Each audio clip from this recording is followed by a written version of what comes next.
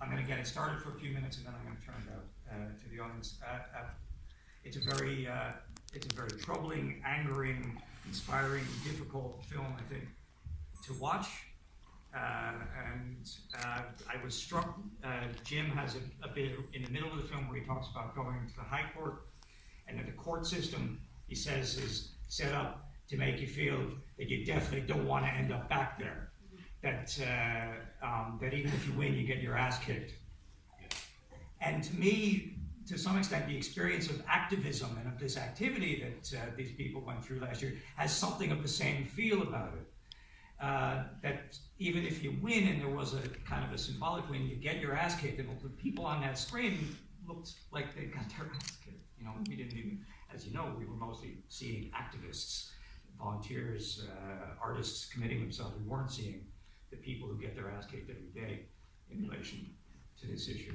So what I wanted to do first was kind of do a welfare check-in with everyone here. How are you, really? You know, and to obviously not make that question too self-indulgent. I want to ask, how do you feel about what you experienced in relation to Home Sweet Home and Apollo House? What do you think about where we stand with this issue today, and what do you reckon needs to be the response to the ongoing crisis of homelessness that this state and this society is experiencing? So maybe I'll start with you, Jim. We have a half an hour to fill all that. Well, listen, if you could give me like sort of one sentence for each of those questions, maybe. I want to go right across the country. Well, I wouldn't start with me if you.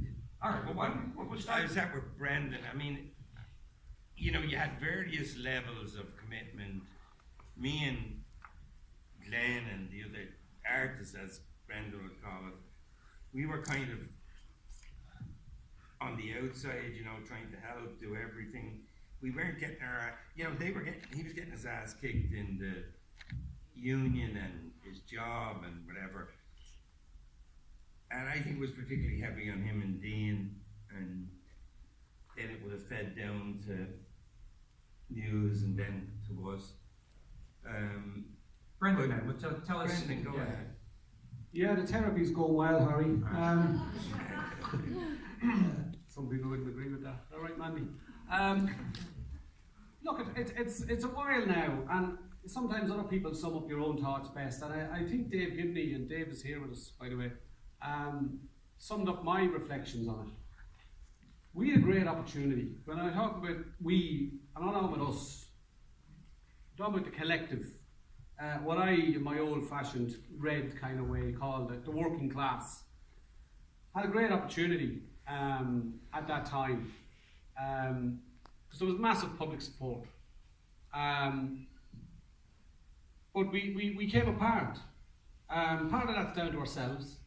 As somebody who's planned a number of, you know, industrial struggles in my career, I know the planning that goes into that. And we didn't put nearly as much planning into this. I certainly didn't. A lot of it was from the heart and from the gut. Nevertheless, we arrived at an incredible situation. And I'm struck by Dave's frustration, which I share, by the way, that it feels like an opportunity has slipped away from us. And the sentence that keeps coming back in my head, Harry, and I'll give it over to Nelly or Dean or whoever now, is, you know, when you think of Coveney slipping away, all what we said isn't in that, by the way, for very good reasons. Slipping away, touring the world was representing us. When you think about that, you know, all that keeps them in power is our division. And when I say our division, I mean everybody that had the interest to be in this room, for example. You know, whether you're a trade unionist or whether you're not, or whether you're a volunteer or an artist or an activist or one of the amazing people that go out every night, just somebody that gives a shit, basically. All that keeps them in power is our division. And that was a coming together moment I think we let slip away. Nelly? Yeah, no, I'd agree with that. It's like any movement or any group that you're in, when the cracks form and the personalities clash, then you can see it fall apart. But welfare-wise, yeah, it was exhausting afterwards. And I was more in the back room. I wasn't really in the house as much. I was more at these really long meetings in various locations. But it was very, it was tough. Yeah, it was very tough. on your whole being, like, you know, because you knew it was going on, you knew you were in a country where the government were doing nothing about it, and it was only getting worse. So, yeah. My welfare. Well, and your politics too. I'm not political. My welfare during Apollo House was one of extreme emotion. It was emotions that I probably never even knew I had inside me. It really helped me discover who I was. It took 2 years to find out who I am after it, but it did help me understand myself. I felt at the time I probably was just as vulnerable as somebody else that didn't have a home. But I did have a home. I had 2 kids at home. I had my home to go home to. So that's what really got me more so than anything else, knowing that I actually had somewhere safe to go. After the whole thing, I do feel about the division. I feel that that's down to our lack of structures there, and how we should have implemented them a little bit stronger. I think that we could have really helped push forward the movement. As for me politics, I am a grassroots activist. I believe that everybody should be coming together. It doesn't matter what you believe in, but politics and policies can't be left at the door if we're aiming for the same thing. I believe that all the activists and the volunteers that were in Apollo House, they pulled it together from the grassroots, self-organised. They put the structures in place for Apollo House. It wasn't any of us really, it was them. I just stood over them in the court. And I feel that most of the credit goes through to them. I feel that the campaigns to have continued on from Apollo House, I don't think it was all disaster. I think there has been campaigns. I just think we've an awful lot of us were tired, burned out, and other campaigns have picked up. Like we have the My Name Is with our City Health and Homeless. We have Through the Cracks documentary that's just after being released, following the families.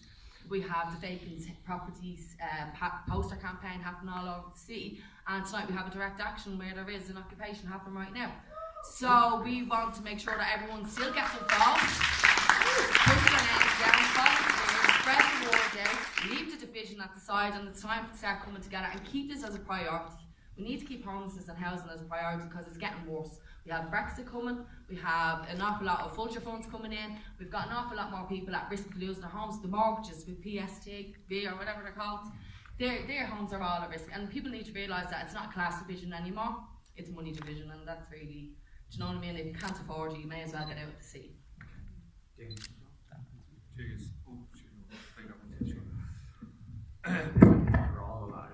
We're all alive. It's great to be sitting beside Ashton. I haven't really spoke or sat beside Ashton for about a year now. Thus was the mentalness of Apollo House. Oh, it's a pleasure to sit beside us tonight. I think the problem and the solution is in this room, right?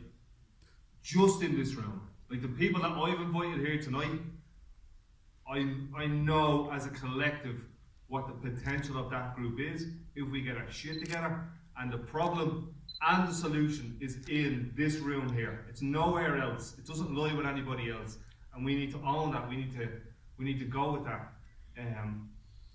The biggest fight, the biggest question, the only fucking question in this country is, what are we going to do about homelessness and housing? That's it. If you're in another fight, fair play to you, but stay out of my way, because my fight and the fight of this nation needs to be this, okay? We could be at war with Brexit, but I think that this is the fucking one that we need to go with, okay? We could have an amazing 32 county Ireland, but this is the one that I will die trying to achieve. My mental health is amazing. It fucking is, it's amazing. I will cry and laugh with the best, and my mental health is amazing. Partly down to me coaches in the room here. I do jiu-jitsu on Ruddy 3 days a week, and that has fucking saved my life.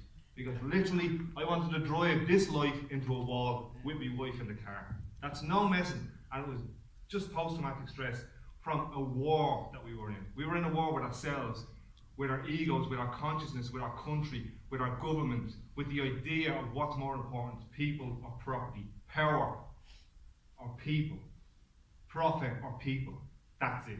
That's where we're at. And the solution is in this fucking room. Thank you.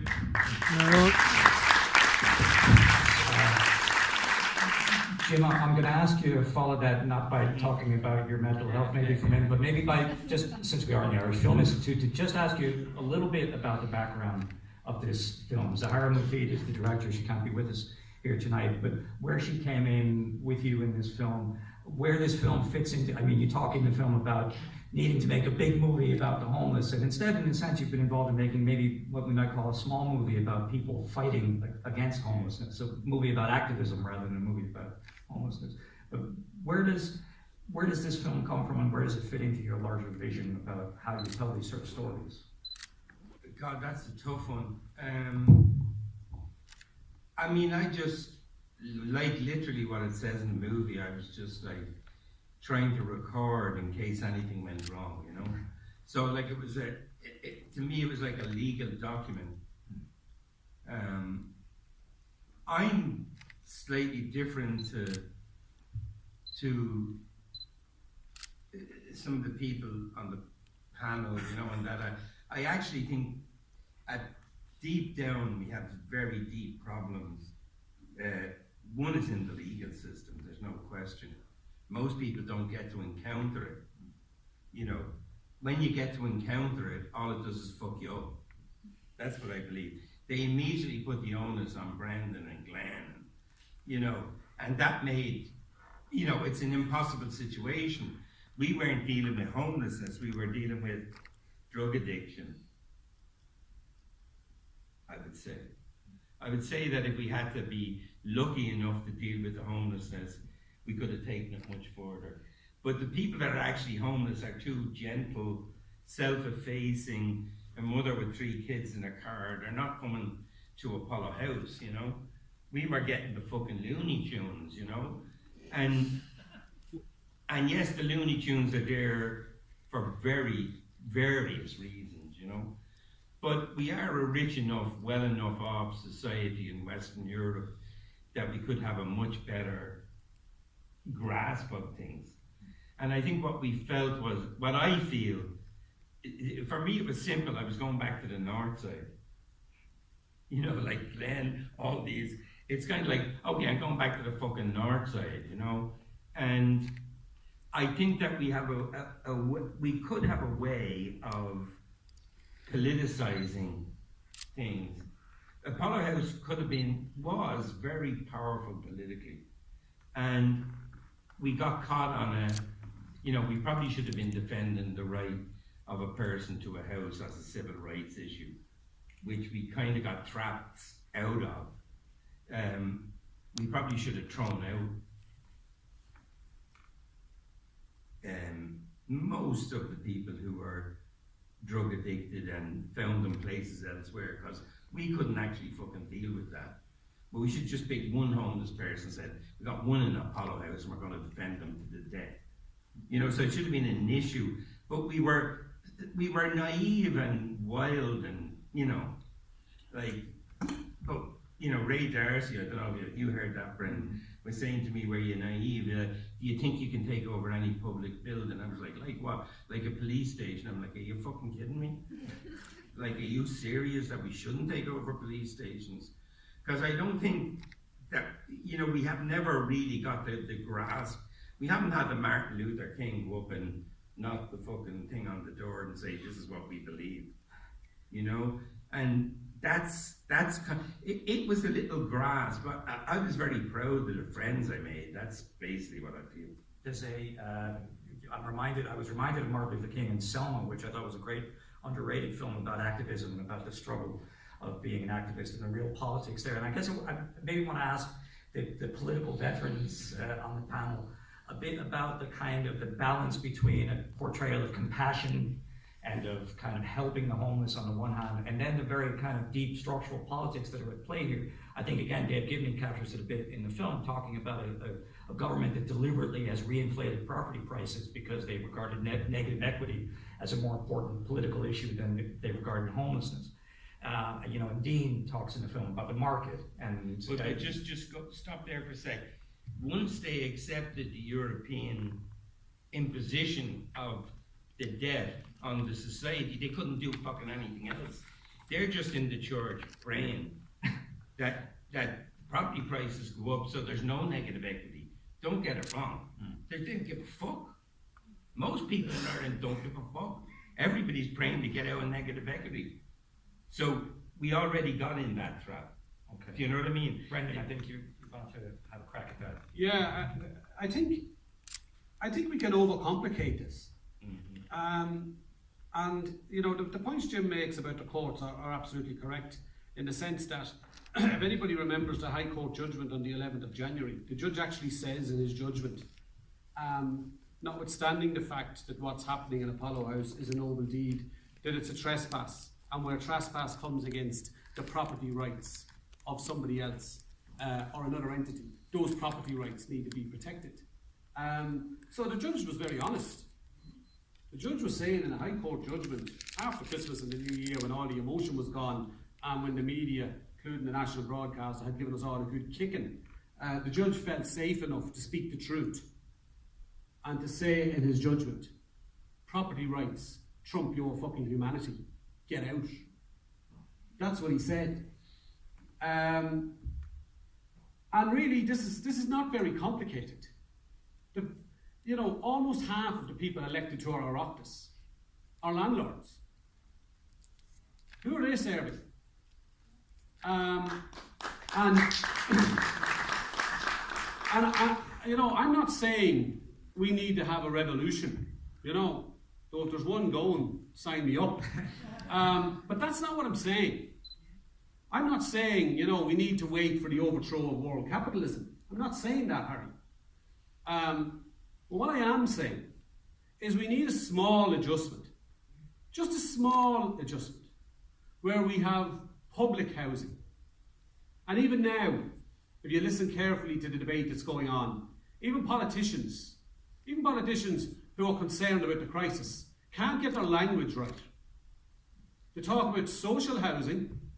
We don't need social housing paid for by paid and built and profiting private developers, funded by us, the taxpayer. We need public housing. And we don't have a homeless crisis. We have a housing emergency. We need to call it an emergency.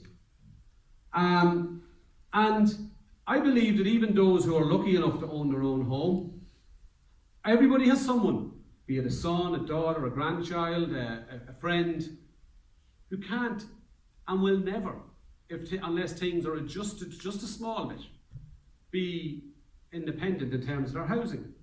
And we had a strong coalition here. And the elements are there. I don't think the people who come up from Galway on trains with duvets have suddenly gone away and thought everything's okay now. What's happened is we are no longer collectively calling those people, wherever we need to call them, out onto the streets, because it's mass mobilisation on the streets, peaceful mobilisation, I must say that. It's mass mobilisation, peaceful mobilisation on the streets that forces governments to do things that they don't otherwise want to do. We've seen that with the water charges campaign, tens of thousands over and over again. 11 times it took. 11 times tens of thousands. Why can we not do that on housing?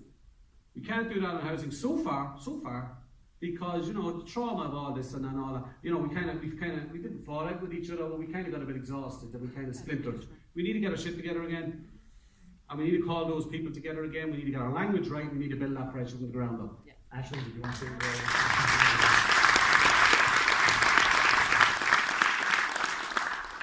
I totally agree with the public housing. There is a public housing campaign. I forgot to mention that as well earlier on. But I think for the policy end of things, like what Dave says, there's too many political parties with their own policies, with their own mandate, and it's who they vote for. Someone from Coolock's not going to vote for Fine Gael, so Fine Gael's not going to have a public housing policy. Do you know that kind of way? So I think we need to educate people as well on how it actually works, how policies are implemented, and who comes up with these policies, because they're not made by people that are affected. They're made by those that are hired in, good researchers, good little couple of bob to pay them. Do you know what I mean? It's not actually coming from the voices from down below. How our services shaped. Do you know what I mean? The services after Apollo House did not really shape into the way that the grassroots wanted them to shape it. And we can say that there is one charity out there, it's Inner City Helping the Homeless, that's shaping every single day around the needs of those most affected. And that's what we really need in the kind of service provider structure now, is the way that the services can actually blend around what we need more so than what the funding can provide. Can the funding provide an accountant? Can the funding provide stupid little things like that instead of from the grassroots up. I think that we need a people's housing policy. I think that needs to come through, like the Uplift campaign that's after starting. There's an online campaign, we can all get involved in that, we can all send the letters and we can really push for that. But for me, I really feel that has to be a people's policy more so than a political policy, because so many people are just attached from politics. They've been let down by politics. There's no really good political party that you can follow and support, to be honest, you know what I mean? So I just feel that if everyone kind of came together with good researchers, like the amount of people that we've come across in the 4 years working on the ground, we can get them all really to sit down and say, right, this is the policy that the people want, to allow people to be involved in it, and we can grow it. That's how you grow grassroots up. You build it up from the bottom.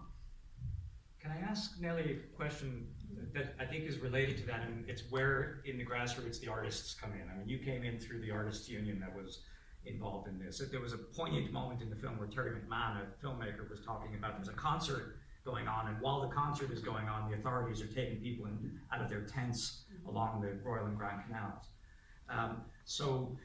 And that kind of captured this a certain disillusionment about what it is that artists can contribute to campaigns like this. What do you think is still there for artists to bring? I think artists bring a completely different perspective. I think artists move in all different circles, so they can bring a lot of people together, you know. But I want to say something that I don't think the majority of people in Ireland don't give a shit. And I think the Apollo House really showed that most people care about this, and the majority of people in this country are affected by this, whether it's someone going to live with their mother, having to, 40-year-olds going back to live with their parents. Everyone is affected by this homelessness, and that's what Apollo House showed us, that people are ready to mobilise and to do a direct action. So I think we do really care in this country. We're anaesthetised to it at the moment because everything's becoming normalised. It's normal to see a blue sleeping bag on the side of the road now. It's normal to see women walking late at night with their kids. It's normalised for us now, and we need to be careful of that. But I do think we really, really care in this country, and we need to come together and do something. And seeing this film has really, it made me raging again, which is good. Up the rocks! Out of the rocks. I think I get a bit of what Jim's saying. Nobody gives a fuck, nobody cares. But I think what it is about leadership, our leadership in this country, we look at the politicians and they're just a load of shams. Basically, I think we all kind of suss that out. They're in for 4 years, civil servants do all the real graft and make all the real decisions. And it's just a blatant fanfare and cakes and blatant shite. So leadership, that's what I try to do. I try to lead. I called Ashlyn and Kerry and Quentin together in a room that Brendan gave us, and I brought Brendan in and Dave in and some artists, and there was bleeding code lines and all types of mad jokes hanging around, and I tried to lead. And it was the first huge life-changing project that I tried to lead. When I was part of the Occupy movement, do you remember what that was? Just when the banks fucked us all up, yeah? About 40 of us lived down at the central bank for about 6 months and then chained ourselves to the Department of Finance. That's 40 people in the whole country. So I get what Jim says when people don't give a fuck, because we didn't know at the time. And where we are now, middle class people, 40 years of age, living at home with mammy and not having a screen in their pocket, that's the reality. That's a kick on from that, okay? And you read in the newspaper now, David Kitt is leaving the country, and this middle class person, fucking deadly, because now we can all work together. It's not just a working class thing, it's an Irish value thing. It's a person value thing. What value do we have? Is the value in money terms, or is it in our society and our families and what comes from that? I've been travelling to London to meet different people, to Liverpool to meet a guy who took a building that's a blueprint of Apollo House, who was handed stuff from their course saying, if somebody dies here, you're going to be done for corporate manslaughter. I've travelled to Edinburgh with Anthony from Inner City Helping Homeless and Cathal and James from giveback.ie, throwing ideas around and meeting people and building allies and strategizing on this for the last 12 months. That's kind of what I've been doing in the background. It took me a year and a half up to Apollo House to think, and now I've taken about a year to think about what the next step is. That's what I've been doing. I will ask you what you've been doing and maybe what we can all do together as a country. I just want to ask one more question, and maybe we try to deal with it quickly. I was reminded in the film when Brendan looks out the window and says, "There's the Department of Justice Refugee and Integration Agency at Burkey there, just across the way." Part of the response, I think, undoubtedly to Home Sweet Home, Apollo House, online certainly was, here's some people who are looking after our own for a change. In other words, there was a kind of a racist element to the positive, some of the positive response to Apollo House. Obviously not the responsibility of any of the people that are on this stage, but where do you think that fits into how we move forward in a way that doesn't nationalize the issue and just say, I mean, I think somebody in the film, not any of you, uses the expression looking after our fellow citizens. Okay. But there's more than our fellow citizens that need Absolutely. looking after. Nelly, do you want to? But we've so many people in direct provision here, and it's a shame, such a shame in this country. We've, like, people give out about Trump and what's happening on the borders of Mexico, but what's happening in this country, only last weekend, a trans woman who was put into a male ward or male wing of a direct provision centre in Galway committed suicide. We're appalling here, so yeah, we have to look after everyone, and I think direct provision and homelessness should be part of the same conversation. I really do. Emergency accommodation and direct provision, absolutely. Well, when you look at the similarities between direct provision and emergency accommodation, it's the exact same. Everyone's being treated the same, horribly. But the worst is when you're in direct provision, people believe, oh, they're coming in, they're getting the welfare, they're getting a free house, they're getting this. They're not, they're trapped. They're trapped in a system that they can't escape from with no money, like 20 quid a week. How are you meant to survive in that? You can't work. So you have to look at kind of like housing as a human right. If we have that enshrined in our constitution, we can change in a hell of a lot of different things. We've only got shelter, and that's all that they provide, and that's all they'll ever give us until that is absolutely changed and enshrined in the constitution, and should be proud. Yeah, I think that a lot of the time, like, it's like, you know, the 1916 occupation, you know, had poets and people with vision and an alternative structure. I think what we were talking about was a kind of vision, you know what I mean? It's a simple thing to look after people. That's what's lacking. It seems that everything is ad lib in Ireland. There's no, you know, somebody gets into power, they don't make a plan, you know? There's no fucking planning, like on many levels, you know? So there doesn't seem to be much of a plan for, I don't know, I just feel personally divorced from a lot of the arts in Ireland. Am I alone in that? I don't know. I mean, like you were talking about from the ground up, it seemed to me that when the project was there or something in the early days, it was people with a passion to do something. Yeah. And as soon as you seem to put money into it in Ireland, you seem to take the balls out of it, you know? And I know all the time we were talking on helping focus and helping the others and this, but maybe at some point, like, could it be as simple as that, what we were doing, which was offering a vision or a hope or an identity, was more important to the people than a bed? Do you know what I mean? Like, it wasn't the fucking beds. Loads of them will sleep on the street. It's just they don't feel part of the society, feel driven out. I think we're going to go out to the floor now. So Sorry, just while I have it in my head, sorry, I'm really sorry. Honestly, I eat, fucking sleep and drink this stuff, and I'm sure Ashley does as well.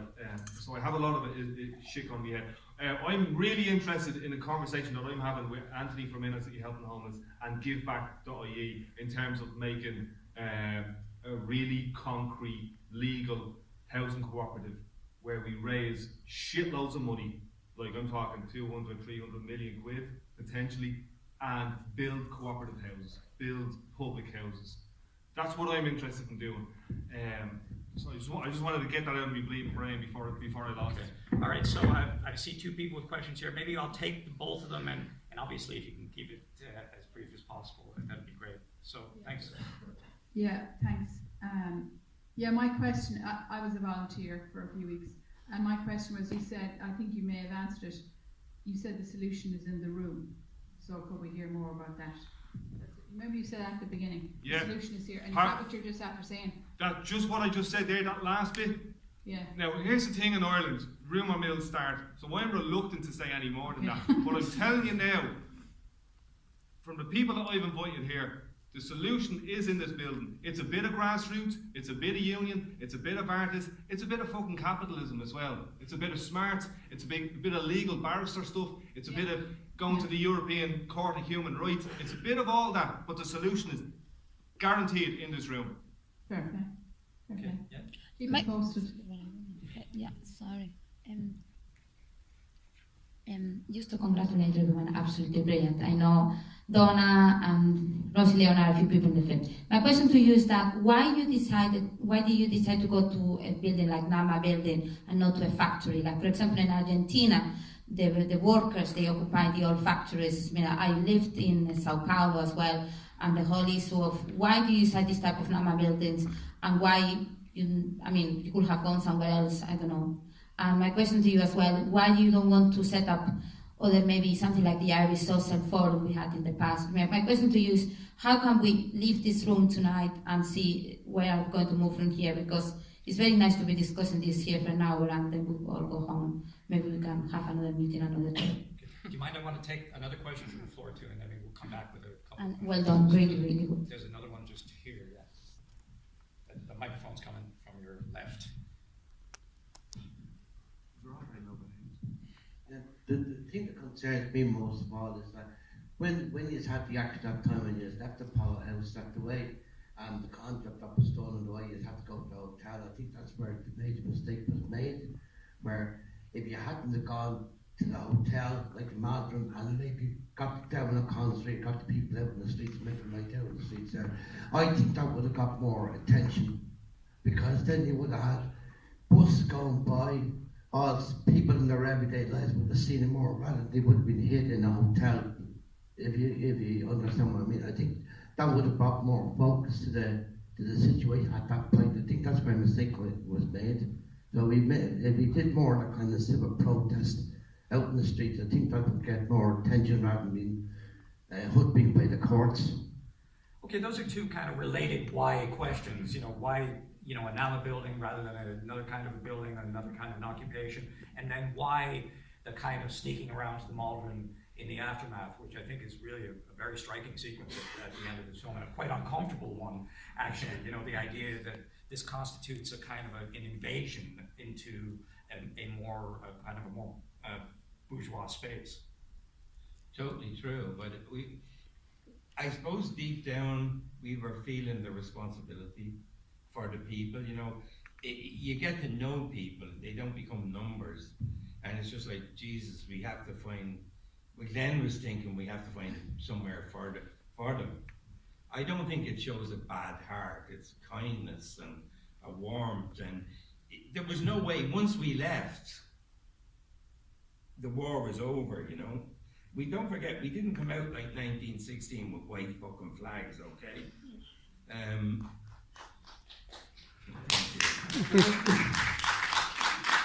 I think the question about why that particular building or why a NAMA building is crucially important, because there's been a lot of mischief made around that very issue. Mm-hmm. I'm not saying your question is making mischief, I'm delighted to clarify why that building.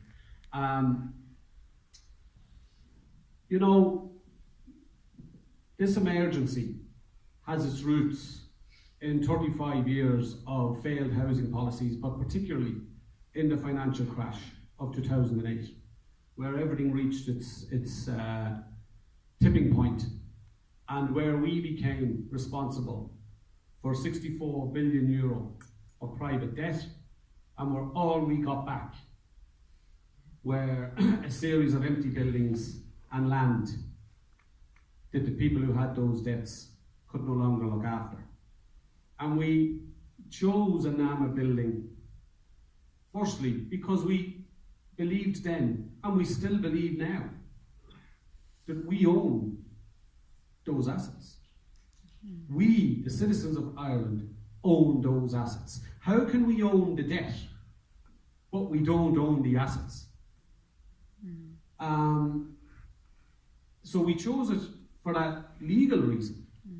And also because there was a legal instrument, and still is a legal instrument, in the NAMA Act, where the Minister for Finance has the right to choose to change the use of any of those assets as he or she, there was a he then and it's still a he now, sees fit.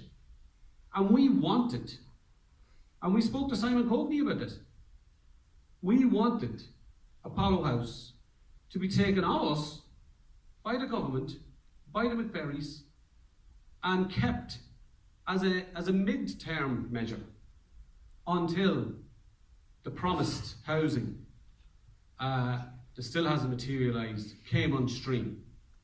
If they were true, Simon Coveney was telling us the truth, and all those families were in the hotels were going to have somewhere else to go in 6 months. We asked, why can you not use your building, our building, because the NAMA Act allows you to keep this open? And if you don't trust us, and fair enough, you know, allow the professionals in. We'll walk away. McVerry can come in here in the morning, and with you can continue to look after these people until you can get other people out of hotels. We asked that question. We got a load of lies in return. You know, that question, we couldn't have asked that question about Jim Sheridan's house, much as Mannix Flynn would have liked us to ask that question about Jim Sheridan's house. Or we couldn't ask that question about some union building, much as John Kilrain of RTE would have liked us to ask that question about some union building. It's very clear, everything we said then and everything we've said since, it's very clear why we chose a NAMA building, and it will continue to become clear as things continue to unfold. And I think in terms of the question is just hit on the answer to Harry's previous question about, this gentleman's question about, the Maldron piece. We were worried for the people in there. Now look, I don't want to say too much because, everybody I think was doing their best. But the last night in Apollo House, I think it was the 11th of January, there were significantly different people in there than were in it a month earlier. The volunteers. We never wanted the most vulnerable citizens in this country to be a weapon in some battle with the police or with the state or even with the courts. We were prepared to be a weapon ourselves, but we didn't want the most vulnerable people.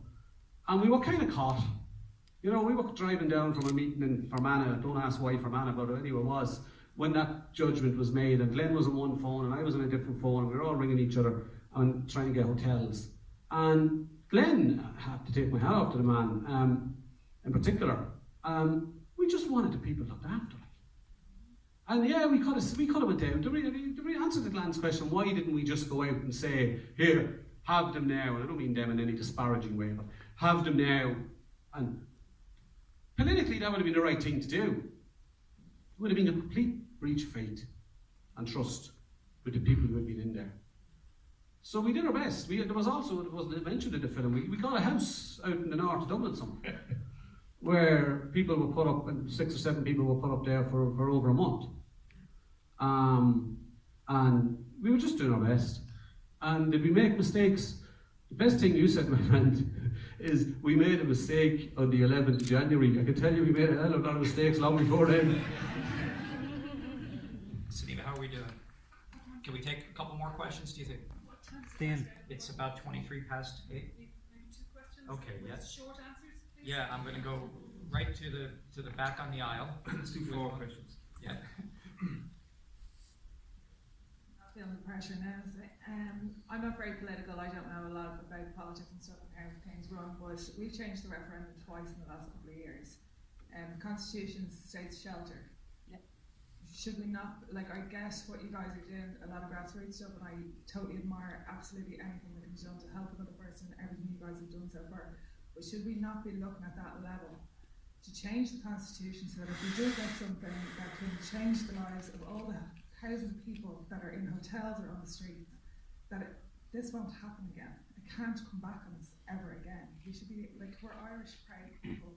Yeah, 100%. It's one part of it. Sorry to put you off, but we are putting this on. It's one part of it, and there's loads of precedents. Ryan versus the Attorney General and Article 21 and all these types of stuff. as a country, we need the best of the best to step forward. So this is a call out to the best of the best in all those fields, barristers, legal, blah, blah, blah, blah. Step forward, please, and we'll have you. Justin, down here, I think, take the last question. Thank you, Justin. Good to see you all. Just on touching off Dean's point when he says the problem is in this room, right? That concept alone was made evident through a remark made by Jim. Jim, I feel we know each other on a personal level at this stage, and I have great respect for you, just as I do for everyone on the panel. However, I really have to oppose on what you said in regards to we got the crazies. I feel we got great people that were just stuck in a crazy situation. We did also get some crazies, as Brendan was alluding to. We did get people who weren't homeless, who weren't volunteers. I'm fucking radical, I'm not crazy. We did get people who were planted in, who were assets of the state. We got all types of mad fuckers in there. I had the Church of Scientology come up to me. We did get crazies, but we also had vulnerable people. Yeah, no, but what I mean is we didn't get the general families and whatever, you know. You couldn't have had kids in there, like you just couldn't. I think the roles were mixed up too much. There's no way Jim should have been on the phone doing certain things, or you know what I mean. There's people that do that as a living, like Aisling, like Anthony. You know, they're the people that are on the front line every day, experts at it. No, but here's the thing I felt, and this could be you might just give out to me again. I thought the fucking hotel manager in the Maldron was the Irish fucking Minister for Housing. He had a much better sus than anybody. He was like, fuck him, he's out, he hit his wife. Fuck him, he's shooting up, he's out. And I'm with that, fuck them, they're out. You know what I mean? You have to also take responsibility for correct behaviour. You know what I mean? And we were overprotective of the homeless rather than the other way around. You know, it became a situation where we couldn't move because we had to. But I think that the system made a mistake. And I think the press made a little mistake. I think the media in general made a big mistake. The people who occupied Apollo House were the best of the generations of Irish people. And to not get them back on board and to fucking push them aside was a big fucking mistake. I'm telling you, it'll come back to haunt them. That I believe.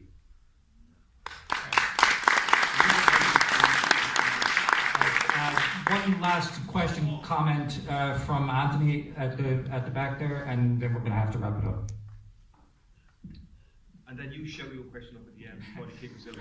Just wait. Can I just say well done to everybody that's up there on the panel.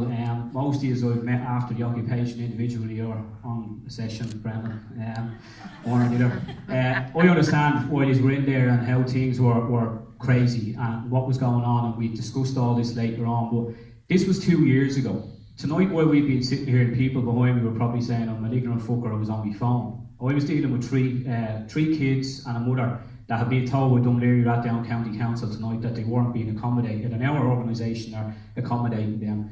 Since Apollo House, the crisis has worsened, and my first question will be, well, what do we do now, or how do we react to this? And I know me and Dean have been speaking about it, but the fact is the child homelessness in the last year has rose 34%. In the first 6 months of this year alone, our organisation spent over €18,000 accommodating families in hotels and B&Bs. That was more than our budget for the whole of last year, alright, because the crisis has worsened. Owen Murphy's reaction, like his predecessor, has been absolutely non-reactionary when it comes to social housing or public housing bills. You know, we're over-reliant on the private market in order to put people into accommodation. We're paid €311 million over the last year on housing assistance payments in order to accommodate these families. That's not the answer. You know, I've been very laid back in regard to a radical approach, and I know we did discuss stuff later on after Apollo House. But 2 years later, we're dealing with an upheaval or an overhaul of the people that we were dealing with while Apollo House. This whole movie has been centred around the rough sleeper. And at that time, this was the reaction, this was what needed. This blew homelessness out of the water, particularly for me as an individual or an organisation.